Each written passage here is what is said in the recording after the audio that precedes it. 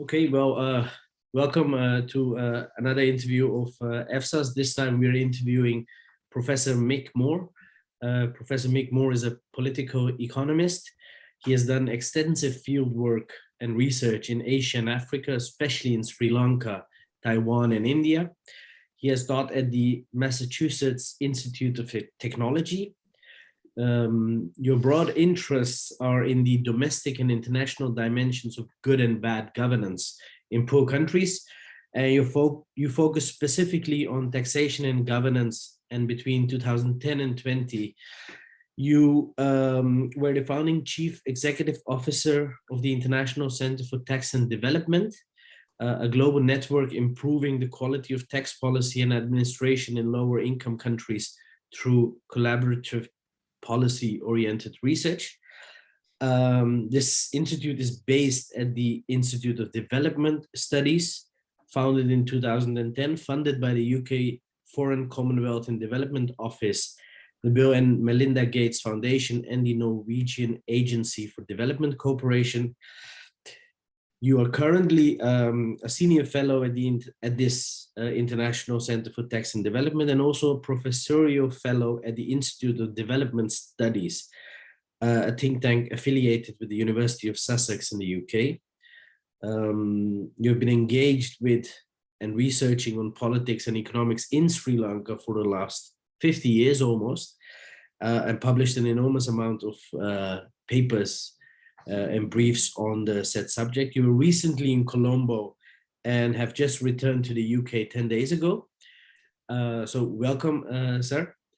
As you must have guessed, or the audience must have guessed, this is about the situation in Sri Lanka, which is confronting its worst economic crisis in decades, with economists saying that its public debt has reached unsustainable levels. In early March, the IMF called for urgent reforms in the island's nation's economy.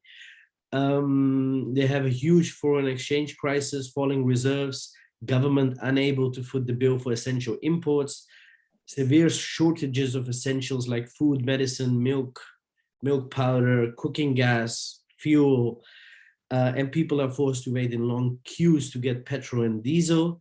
The country's central bank has allowed the local currency to free float, causing a sharp increase in prices.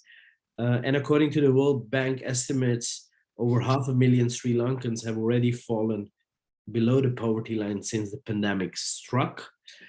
And therefore, we have today invited you to tell us and enlighten us, educate us a bit more on the issue in Sri Lanka. So welcome. Thank you. Well, let me thank you for that introduction, Junaid, and you're right about the current economic crisis. It's probably true that this is the worst economic crisis that's ever hit Sri Lanka in recorded history. It is extremely serious, and it's worth saying at the beginning that this economic crisis is almost entirely caused by government decisions that were extremely unwise and known by any independent economist to be unwise at the time. It's true that certain other issues, including COVID and now the effects of high international food and fuel prices, exacerbated this, but they are actually quite small in the big picture. So we have a man-made problem. And one reason why people in Sri Lanka are very angry and demonstrating is because they know we have a man-made problem. So I'll go into a little more detail, but let me just first make another contextual point. It is less than 2 years since the last parliamentary elections, and the people now in power, who are being strongly told to go home, won 2/3 of the seats in those elections. So we're talking of a very quick turnaround between a government that was really quite popular with a majority of the electorate and now is deeply unpopular. So let's look at the levels here. I mean, the immediate manifestations are as you said, there's an acute shortage of foreign exchange. and major restrictions on imports. Therefore, it is very difficult to get access to fuel and to food and a whole lot of other things. And this means in turn, because Sri Lanka is quite dependent on fossil fuels for generating electricity, that there have been a high level of electricity cuts, and still are a very high level of electricity cuts. Problems of transport, medicines are beginning to become very scarce in many places. So a very unhappy immediate situation. The reason for that is, again, as you suggested, is essentially that in the last few years, government has contracted very big debts in foreign exchange that it can't, in practice, repay, it can't finance. And even worse, it has been evident for a long time, well over a year, that the government could not sensibly finance these debts. It did not have the foreign exchange to pay back. But the government insisted until very recently, in complete violation of common sense and facts and statistics and everything else, that it was going to repay its loans. And it should have gone to its international creditors at least a year ago, probably more, and said, look, you know that there's no way we can repay these loans. Let's renegotiate, let's restructure. And had it done that, it would be in a much better position than it is today, but it insisted with total, not allowing any alternative until the very last minute to say that, no, it could finance its loans. So we have a critical situation, and it's critical particularly because the government has left it so late that what would have been a problematic situation is now very, very difficult to deal with. And why did government get so deeply in debt? Well, part of the reason is that it just took very large international loans to fund, in particular, a lot of infrastructure projects, ports and roads that were politically quite popular because they generated a lot of employment and widely believed to have generated many opportunities for what we politely call rent seeking, other people call corruption. So that's one part of the story. A lot of international borrowing for projects which might or might not pay off in the long run, but in the short run are not paying off at all. But the other element of the story, and the bigger element of the story, is that it's about tax revenue. Now, Sri Lanka used to be the government of Sri Lanka used to be quite a accomplished collector of taxes.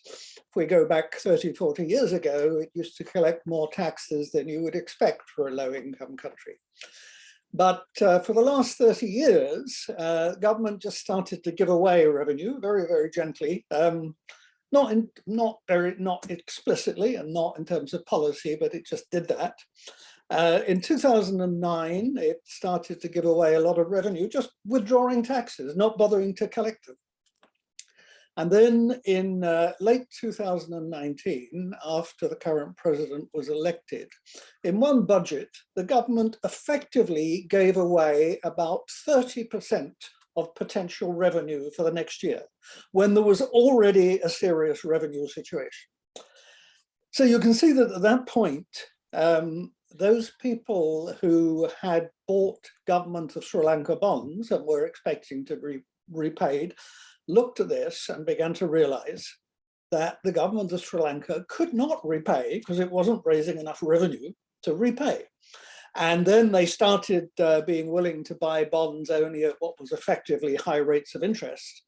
And the government of Sri Lanka carried on borrowing at these high rates of interest. So it was borrowing at high rates of interest to pay off previous loans, and just, painted itself and the country into a bigger and bigger corner.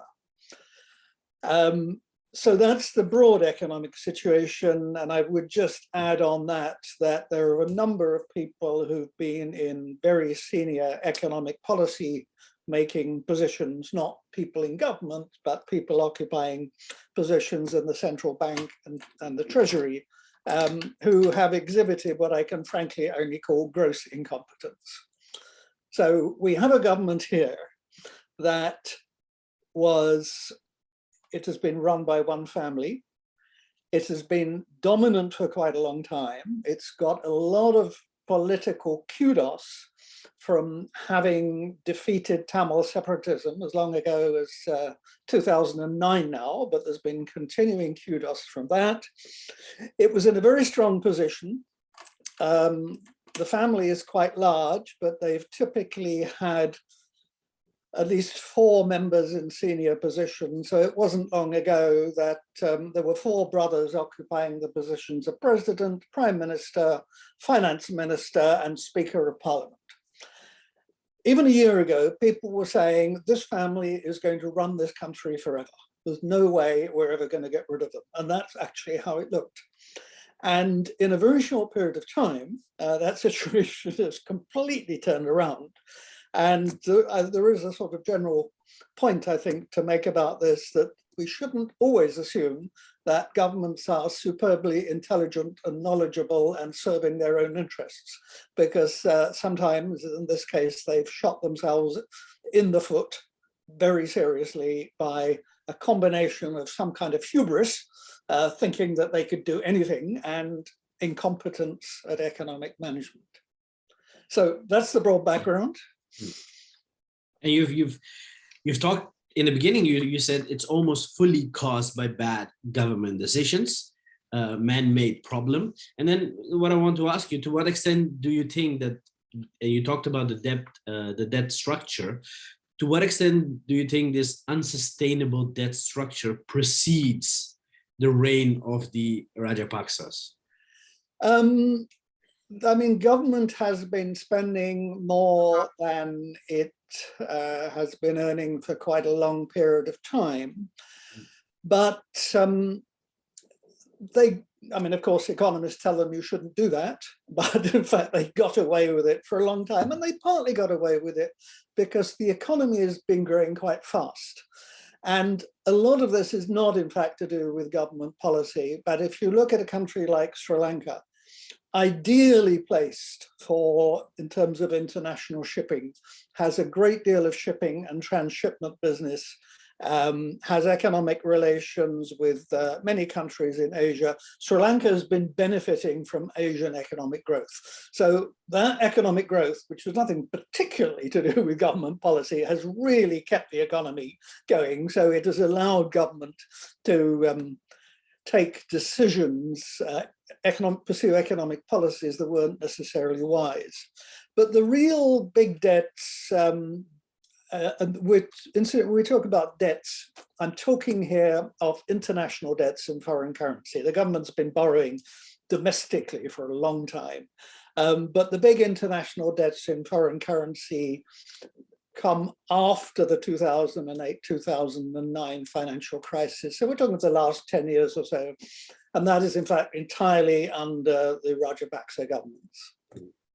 So that there's no serious way in which they can say this is an inheritance from some previous government.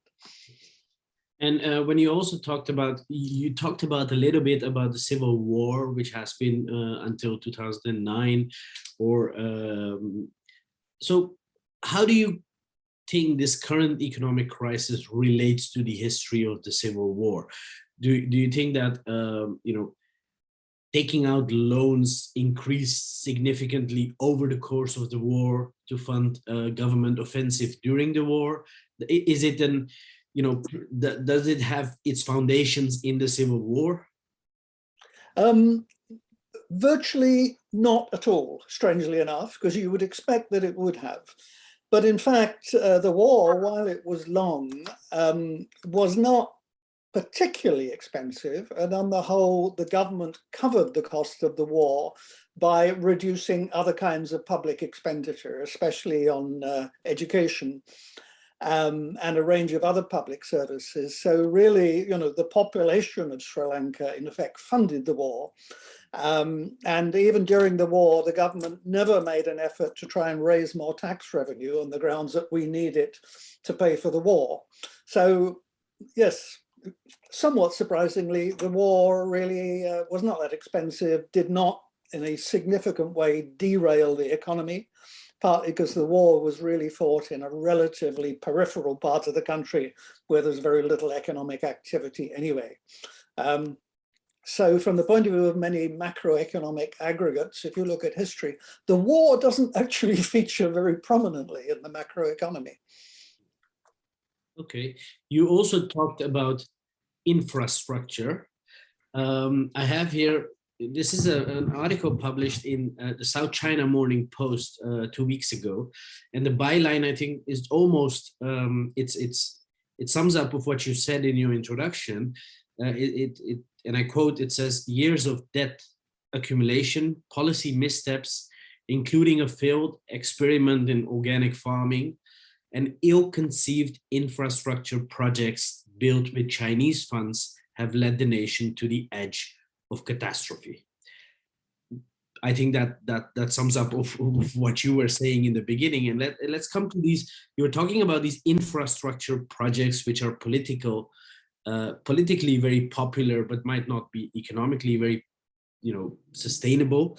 Then you come back about, if you talk about the Rajapaksas, you come, of course, to the Hambantota port, which was done in his backyard. A US former ambassador, Alice Wells, described Sri Lanka after what happened with the Hambantota port as effectively ceding sovereignty.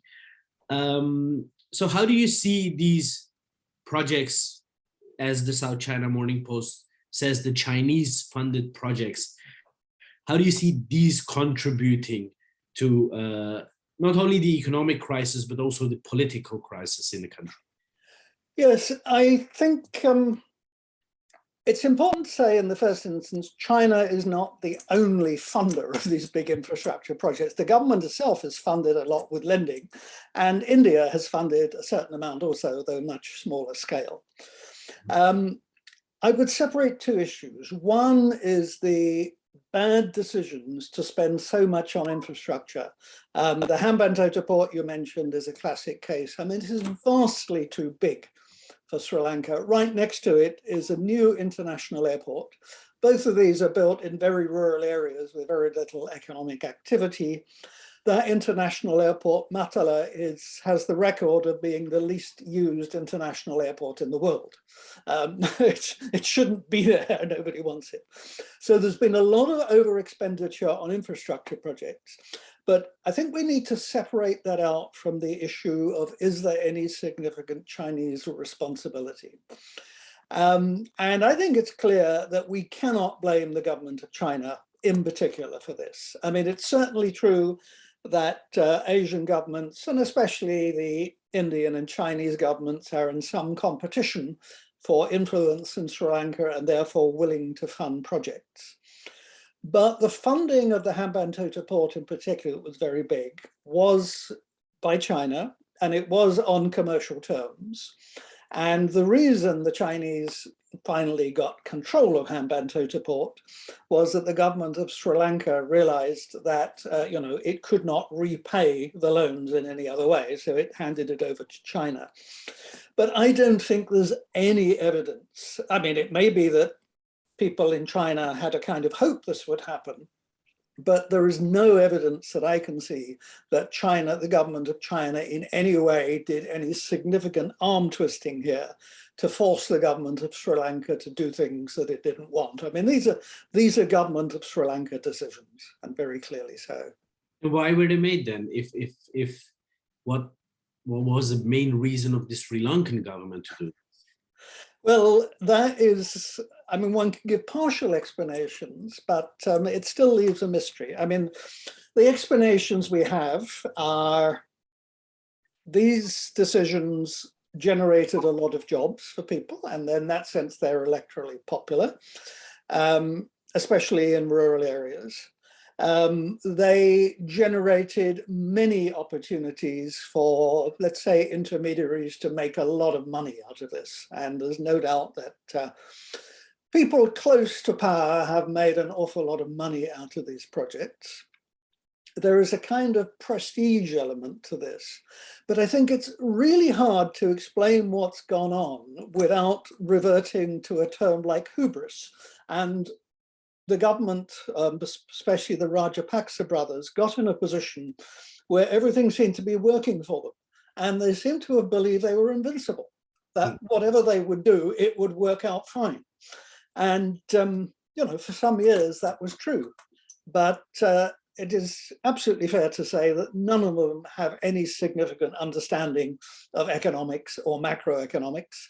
And the people they appointed to run the macroeconomy were in varying degrees incompetent or had very strange beliefs about the wisdom of government spending money endlessly, thinking that that would be a good thing. So, you know, ultimately, I think we can't understand this without saying that it's hubris, because the government has actually seriously shot itself in the foot. I mean, a year ago, it was dominating the country, electorally quite popular, and you know, people said, we're never going to get rid of this family, they're going to rule the country forever. And it looked like that. So it's a little hard, I appreciate, to understand from outside. If maybe there's some other secret factor there, but I don't know what the secret factor is, and I certainly don't think we should you know, put significant blame on other governments, whether China or India or anyone else in this case. There is a piece in the Foreign Policy magazine which actually also describes what you just said. It says, in Sri Lanka, China isn't solely to blame, but it's also not blameless. And that is rightly concerning for Sri Lanka as well as other countries around the world. I think what they mean by this is they are trying to examine maybe moral responsibilities of other bigger governments in the neighborhood who like to play out their regional wars in vulnerable countries, economically vulnerable countries, which then effectively in some way have to cede sovereignty or power or whatever. How do you take, do you agree with that? I agree with that. I mean, China is not blameless. India is not blameless. I mean, what we have, to simplify it, is we have a government that clearly did not understand macroeconomic policy and understand its own interests. And China in particular, but also India, I mean, if it had been you know, a superb national citizen of the world, would have said to the government of Sri Lanka, look, you really shouldn't be borrowing this vast amount of money for projects that don't make any economic sense. You know, we're not going to lend you, and you shouldn't borrow from anyone else. You shouldn't do it. But of course, in the context of geostrategic competition, and you know, Sri Lanka is a very important point on world shipping lanes, governments don't take that position.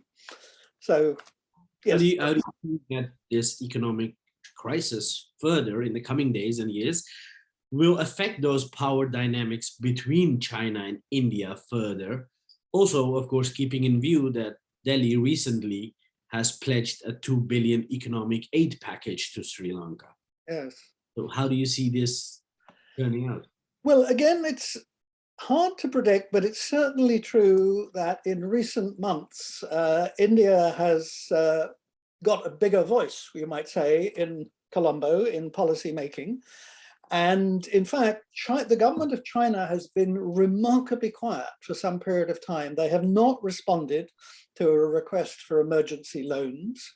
And we don't know how they're going to respond. It's rather difficult to say. It's quite possible that the Chinese are taking the view that the political situation in Sri Lanka has now got so fragile, and they have been historically so associated with the Rajapaksa family that it's wise of them to step back and try and reduce that association, so that if there is a change of government, then the new government is not the new government is not going to completely reject China on the grounds that China was a key ally of the Rajapaksas. But I'm only speculating. It's really not at all clear what China is doing. And I think the government of India is doing what one would expect of it, given its geostrategic interests. I mean, it has given significant loans to the government of Sri Lanka in return for certain Chinese projects that were far too close to India being cancelled. So, Delhi is doing what you would expect Delhi to do and probably playing a fairly sensible hand at this moment. Do you think the Rajapaksas brothers would feel to be as if they have been let down by Beijing? Well, I don't know. I mean, that is a very hard one to judge. I mean, there was a point less than a year ago where there was a sort of meeting of the Communist Party in China with the ruling party in Sri Lanka, and it was a party-to-party event, which is really quite strange because the ruling party in Sri Lanka is in no sense a communist party. So at that point, this seemed a little strange, but it did look as if this is a part of a build-up of longer-term political relations between the Rajapaksas and the Chinese Communist Party. But that looks as if it was probably a once-off. I don't think the Rajapaksas are, I mean, I think they use China when they could. They'll use India to the extent they can and anyone else they can. But I don't think they have been excessively influenced by any one foreign power. I think they've been making their own strategic decisions, some of them sensible and some of them not so sensible. And one more question on this geopolitical game which is being played there. You just said about China that they have not replied yet to a request of the Sri Lankan government. It's also true that China has been busy in structuring or restructuring Sri Lankan foreign debt towards Beijing. Has their behavior diverged from other international creditors? How do you think they are doing that? Are they doing that as a responsible moral superpower, or are they looking after their own interests? At this moment, we don't know. I mean, the foreign debts are to a mixture. Some of them are private, to private bondholders. Some of them are to governments like India and China, and some are to international organizations, Asian Development Bank, probably World Bank, etc. So far, I've not seen any clear, position from any of those creditors. But that, in a sense, that is not surprising, because the business of renegotiating debts, especially when you have such a wide portfolio of different lenders, is really quite difficult. And it takes quite a lot of diplomacy, and it's a major legal issue as well. So I wouldn't expect a lot of people to be going public at this moment. I would expect people to be keeping quiet and seeing what emerges from this. But it is worth just pointing out here, Junaid, that the government of Sri Lanka finally said it is now in conversations with the IMF about these debts. I mean, that wasn't strictly necessary. In principle, a year ago, they could possibly have renegotiated their debts without the IMF, but it's too late to do that now. They need the IMF. But it's going to be quite some time before there's any agreement, because even to get the IMF on side, they need to do two things. First, they need to appoint a legal advisor and an economic advisor for the debt renegotiations, which they haven't yet done and could have done months ago. So again, they've lost time. Secondly, the IMF has made it clear that they're not going to engage in very substantive negotiations until the government comes up with some kind of reasonable plan to get out of debt in the long term. And there's no sign yet that anyone in government is doing that. And indeed, most of the key economic policymakers now, especially the new governor of the central bank and the new Treasury Secretary, have only been in post for about 2 weeks.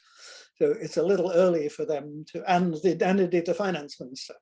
So it's a little early for them to do this. So we're talking now of probably an extended period of time where there may be some emergency loans, but there is a very significant chance that the economic situation, especially the import constraint, is going to get worse rather than better, I'm sad to say.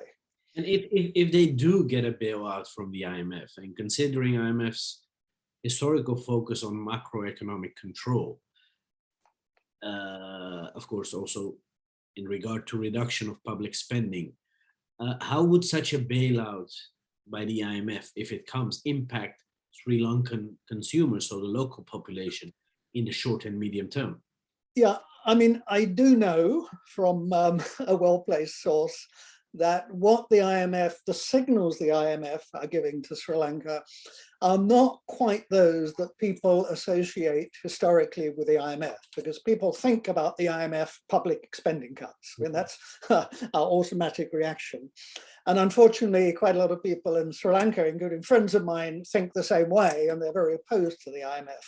But the IMF has basically given the signal that the key issue here is public revenue. As I said, the problem is the government's been giving away tax revenue. So the key issue is public revenue, raising more of that on a sustainable basis.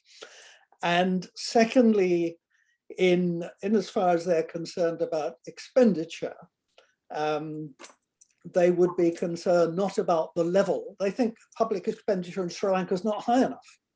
I mean, education spending in Sri Lanka is one of the lowest in Asia as a percent of GDP. So, the IMF think we need more public spending. They are concerned about the efficiency of expenditure, and they're right to be, because the government of Sri Lanka employs far too many people, both in civil posts and in military posts, and a great deal of money and indeed labor that could be better used in the economy is absorbed with people doing, frankly, very little often in the public sector.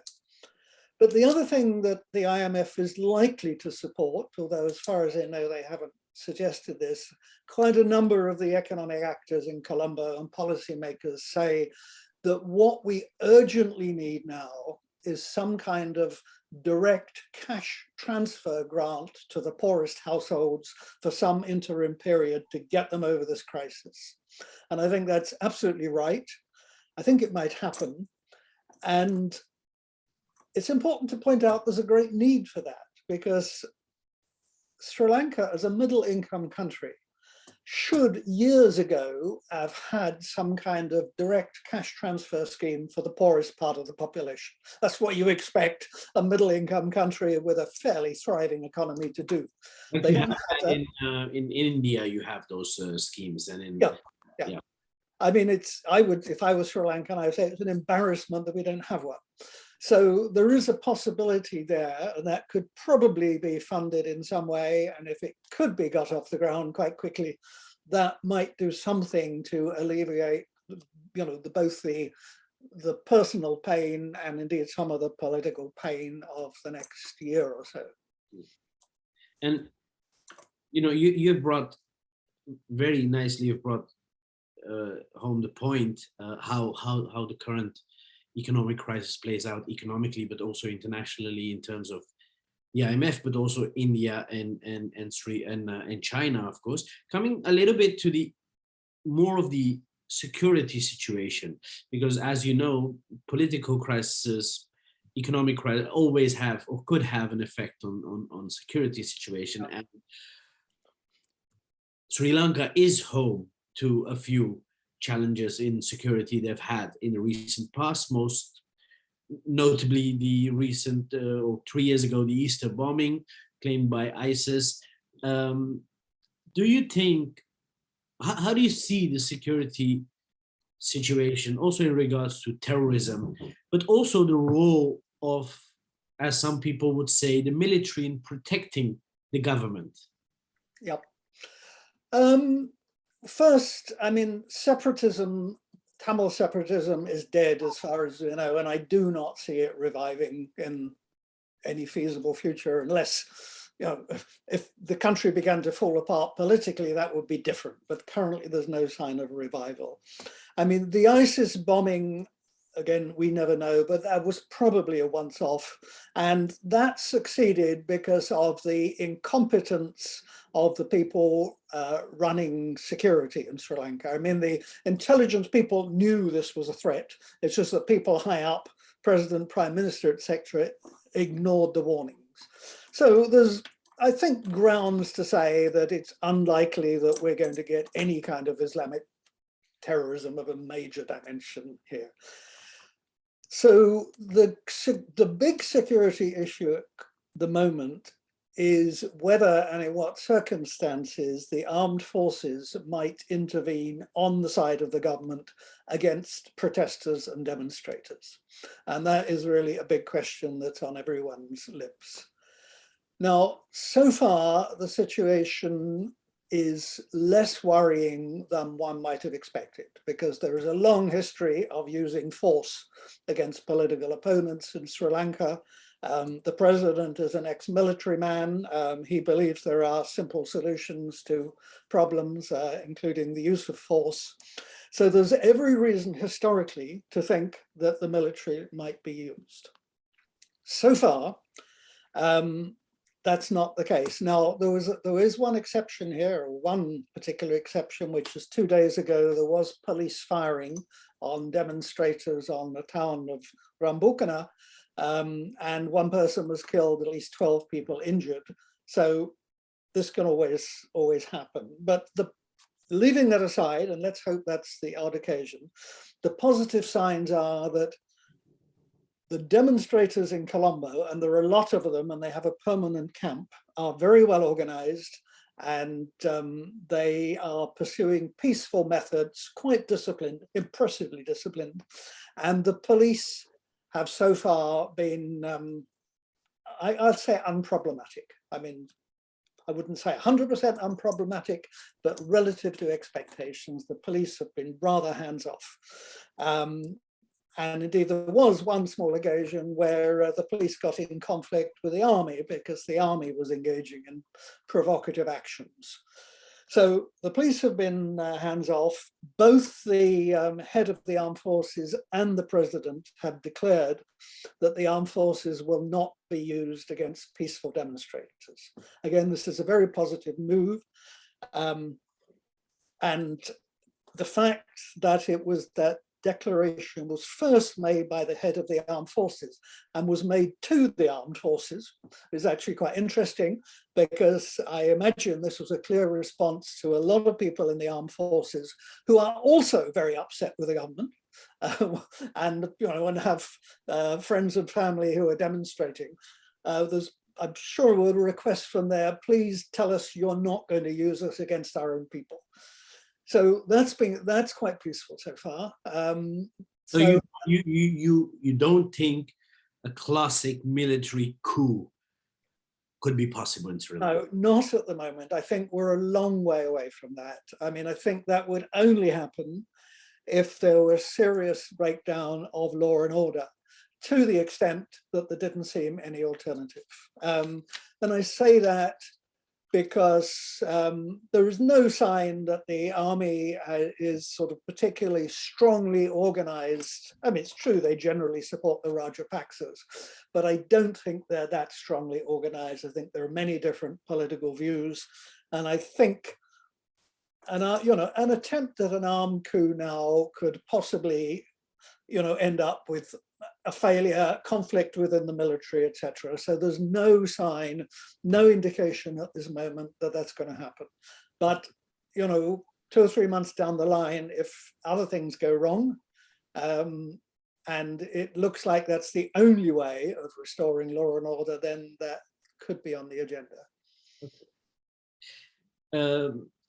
Professor Moore, we're coming to the close end of this interview, because I know you're not a fan of very long interviews. But I just have 2 or 3 more questions. Sure. And one is, of course, the maybe an obvious one, and it's probably very much interrelated. But according to you, as having studied Sri Lanka for more than 50 years, what is the bigger crisis? Is it the political one or is it the economic one, if you can separate both? Okay, and in fact, these are inseparable because this is the first time I've been to, Sri Lanka is a very political country and very politicized, and as you said, has a long history of conflict and quite serious internal bloodshed. Sri Lanka today is transformed from the past because instead of being deeply divided by politics, you have, 90% of the population against the government, and actually many of them demonstrating very often in a very organized, disciplined kind of way. So that wouldn't have happened if there weren't so many power cuts and shortages of fuel that so many people come out on the streets. I mean, those united demonstrations wouldn't have happened. So the two are absolutely tied together in a very deep way. The situation now is wide open, absolutely wide open. I mean, I look at the news closely and it almost changes from day to day. There was a point about 2 weeks ago when the immediate resignation of the president looked possible. That didn't happen. And then about a week ago, you could see various signs that not the president, but his brother, Mahinda Rajapaksa, former president, currently prime minister, who is a politically very smart operator, has really taken control. And he has started to engage in a range of operations which are intended to calm the situation and try and conciliate to some extent the protesters. So in addition to those statements that the military won't be used, we've got talks now of amendments to the constitution to greatly reduce the presidential power, offers to talk with demonstrators, etc. So 3 or 4 days ago, I thought, oh, well, the pendulum has shifted and now, the Rajapaksas have got a political strategy that might work. But then against that, in the last couple of days, other people and forces who had not spoken out very powerfully against the government have spoken out powerfully. And 2 of these are very significant as new forces. One is the private sector has become more and more vocal against the government. The private sector, which until a few months ago did not dare raise a peep of criticism against the government. We've had various statements from all the chambers of commerce, collective statements from all the chambers of commerce, which are quite strongly anti-government. And yesterday, the biggest private employer in the country, a very large garment firm, the first single firm, came out and said in a very diplomatically worded statement, enough.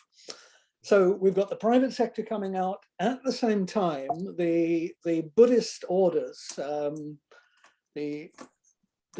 collectively, the chief priests of the 4 big Buddhist orders came out with a statement 2 days ago, which doesn't, in terms of words, call on the government to resign, but is as close as you would expect. And for a country where Buddhism is built into the constitution, to have all the chief priests collectively making a statement about casting doubt on the government is very questionable. And the demonstrations in Gorface Green continue. There's a camp, a lot of people there. I think morale is very high. So, it may be tomorrow that the pendulum might have swung another way. But what I'm saying is, at this moment, I could not predict an outcome of this. It's quite possible the president will resign quite soon and just go away, and we could get a peaceful transfer, although the constitutional issues are quite tricky here, and that's one of the problems. We might get a peaceful transfer and we might get general elections soon, or this might go on for a very long time. Do you think this increasing turmoil, of course, it will have an effect on foreign relations of Sri Lanka, because some of it is related to the foreign relations they have kept over the years. Some refugees from Sri Lanka, like in the past, might migrate or flee to India. south of India, and how will this impact the relations between Sri Lanka and India, you think? Yeah, I'm not sure about that. So far, there's been no sign of people trying to escape to India. My impression is that the Pork Straits between the two countries are now so well policed by the Indian Navy that it may be that rather few people will get over. And I suspect the numbers of people who might flee at the moment is so small that I don't think this will be an issue. So a situation would have to get really bad in Sri Lanka if that were to happen.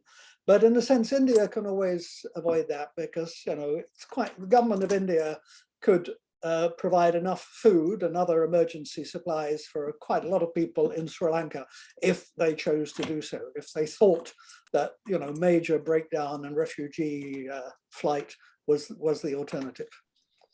And do you, just one or two more small questions. Do you, for example, like, you know, it has been said that Sri Lanka, for example, in the port issue of Hambantota, ceded sovereignty to the Chinese. You see, and maybe this is very far-fetched, but I cannot help by, you know, looking at South Asia to see a lot of similarity between what is happening in Sri Lanka and what is happening in Pakistan.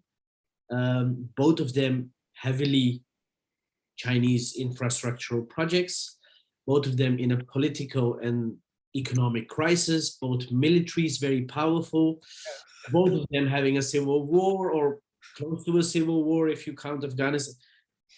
So first of all, do you see those similarities? And then second, is it almost as if people in the West feel that, and of course Americans feel that much more than Europeans like us do, or after Brexit, you know, the UK people do, that it is almost policy of the new superpower China to go into these vulnerable countries where the military is very strong, and actually, because there was a professor of Oxford whom we talked to as well, and he said, well, you know, they might be marketed as economic projects. At the end, they might turn into military strategic projects. So do you, like the Americans, believe that this is really smart from the Chinese side, or is it stupid from the other beneficiary side? Well, what is it? Yeah, I mean, my guess on this, and again, you know, we're all guessing, we don't know what's inside heads, is that policymakers in Beijing, we know they're trying to expand, as it were, the Chinese footprint, maritime and terrestrial, everywhere, and to get bases of various kinds. They're not necessarily military bases, but, you know, once you have people on the ground, you always have the, you know, scope for converting that to a military base. So there's no doubt that, you know, China is looking. I mean, they're searching, you know, they're searching and they're probing and they're trying to find ways of doing this. I mean, the cost of doing that much of the time is not very high. And Sri Lanka is very convenient because it particularly upsets India. So you can, you know, you can keep poking India at a relatively low cost. I doubt that that's the reason that they funded Hambantota, or at least not the dominant reason that they funded Hambantota Port. I mean, that was basically a commercial loan on reasonable rates of interest. It was a deal. But I think we can expect, you know, a continuation of that kind of rivalry, and that's going to impact, well, particularly, as you say, Pakistan and Sri Lanka at present. I mean, it is quite interesting. If we look at South Asia at the moment, we look at Bangladesh as almost the haven of peace and quiet in this respect. Economically speaking. Also, economically speaking, yes. what's the fastest growing, or I think the fastest growing economy in South Asia? Yes.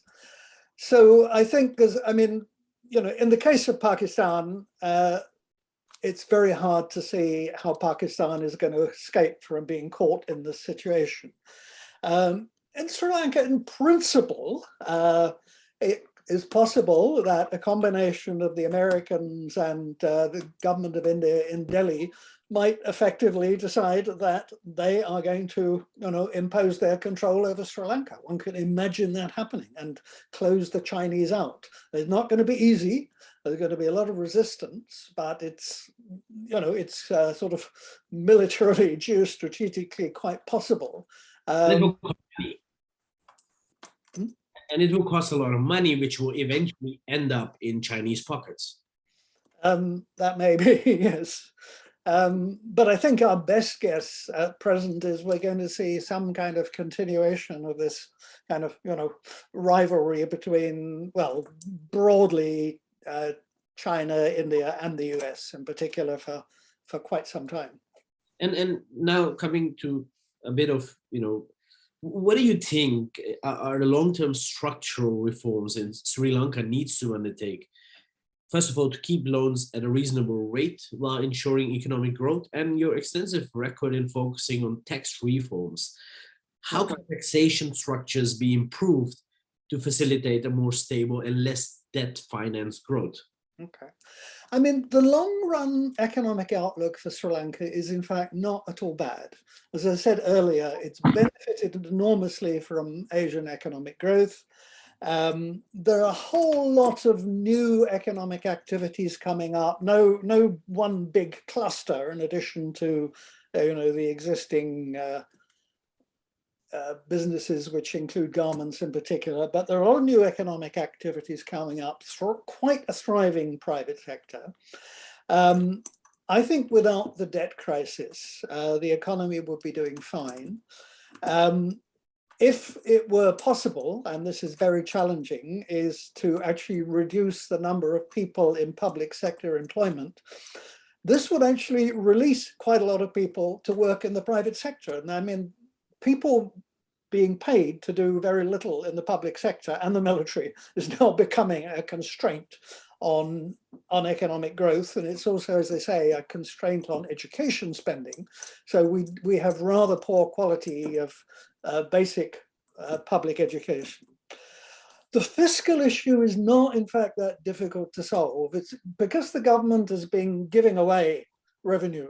It could go a long way by just reversing the recent changes that it made. It could just say, well, we're going to restore that tax cut.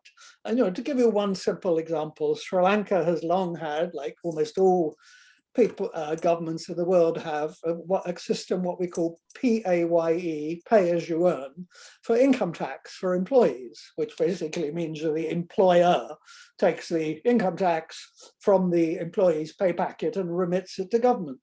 Well, one of the things that the government of Sri Lanka did in 2009 was to effectively abolish that and say it's no longer mandatory, it's voluntary if you want your employer to take money from your pay packet. Well, of course, a lot of people said, no, I'd rather try my hand at getting away with it. So raising the revenue is not actually, a problematic thing to do. I mean, it's the political will to do it. And currently, Sri Lanka collects, the proportion of tax to GDP is about 50% of the level you'd expect of a government which ruling a middle income country. So it's well below norms and expectations. It will not be at all difficult to reverse that. And again, this is kind of illustrates a more general argument here that we've, a lot of this is simple miscalculation and idiocy on the part of people in power. I'm sorry if that sounds arrogant, but that is the truth. Well, Professor Moore, that is, I think, a very good note to end on. I would like to thank you for this enlightening interview and showing us, because if you concentrate on South Asia, you're normally more concentrated, of course, with the recent things happening on Afghanistan or Indo-Pak relations, which have been there for 75 years. And Sri Lanka is a bit of an overlooked issue. But this has been very, very educational. And again, I would come back to, if I have to sum up of what you've said, is basically that the current crisis is almost fully caused by government decisions. It's man-made, and it's years of debt accumulation, policy missteps, infrastructure projects with Chinese funds, which might have been politically very popular, but economically didn't make sense. All this together has brought us to this economic crisis in Sri Lanka. That is the case, yes. And as you said, things are changing rapidly. So we hope that at the end of the day, it goes in the direction of a more stable Sri Lanka, which will take, of course, years, considering the IMF history as well. But at least what you said, direct cash transactions to the very poor in Sri Lanka, so that they can manage their daily life. Absolutely, well summed up. I agree. Hopefully we can speak to you again when things improve. Okay, well, I am keeping all fingers crossed on that, and really hope they do. Okay. Thank you very much. Thank you very much. Thank you, sir. Thank you. Bye.